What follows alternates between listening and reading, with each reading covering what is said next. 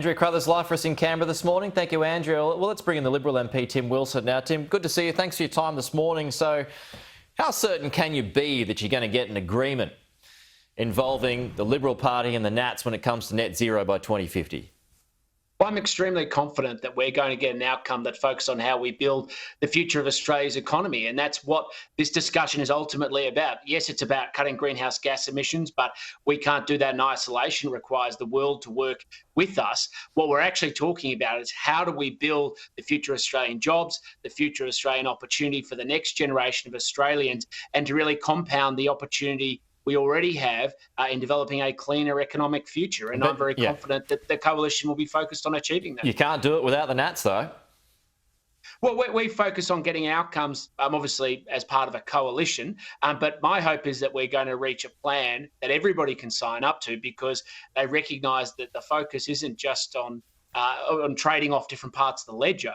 It's about recognising that what we're actually doing is investing in the future growth of the country. And that's where the focus should remain. One of the big sticking points, though, as you know, is the cost to regional areas, and that is a problem that's been identified by quite a few members of the Nationals Party at the moment. So are they legitimate concerns? Of course, they're legitimate concerns.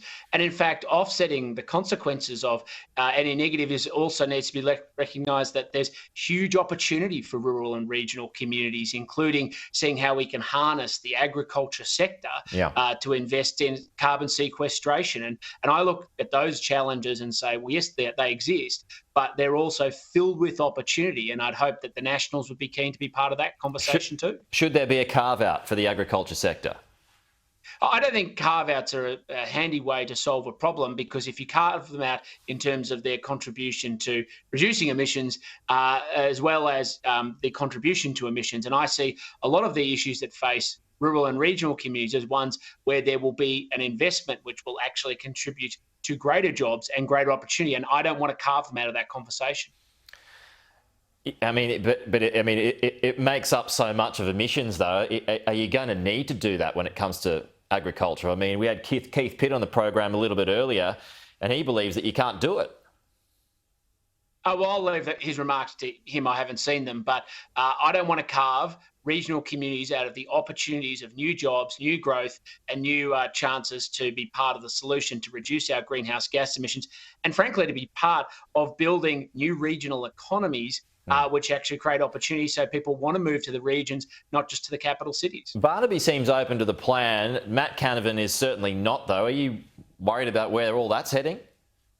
Well, everybody's entitled to voice their concern. I mean, there are legitimate concerns around cost, timeframes, what we're going to do to transition communities. And if people have them, they should voice them. But my focus is squarely and will remain on what we need to do to build the economic opportunity, the future of Australia, including in regional communities. And I think other senators from other parties should be part of that conversation too, because I think if they don't, they'll find themselves carved out of the conversation, how they can be part of the solution to this challenge and other ones into the future. There was a suggestion in the West Australian this morning that the Prime Minister may not go to Glasgow for the climate summit. Would you expect him to be there?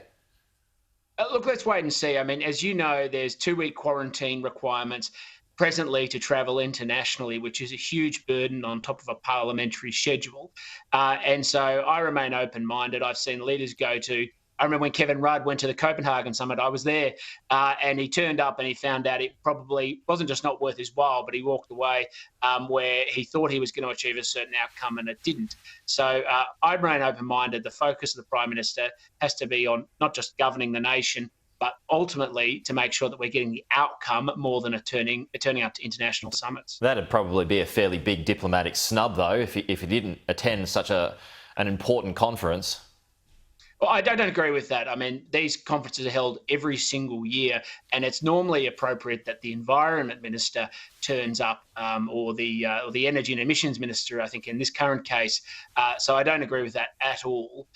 What matters is the outcome, not actually who gets to jet around the world and attend international summits. Just finally, the Queensland border, it's looking like at this stage it's going to remain shut to southern states for Christmas, and that includes New South Wales and Victoria. What do you make of that? Well, I think families want to be reunited. I'm not alone. Many Victorians, many Australians have families in different parts of the country. And I just think the state's constantly trying to shift the goalpost to justify keeping themselves in a bubble isn't sustainable. And the objective out of this period as we get towards high vaccination rates is how to introduce or maintain sustainable measures, not simply to cut off one part of the country to the other. Okay, Tim Wilson, out of time. Appreciate your time though. Talk to you soon. Thank you. Exit poll.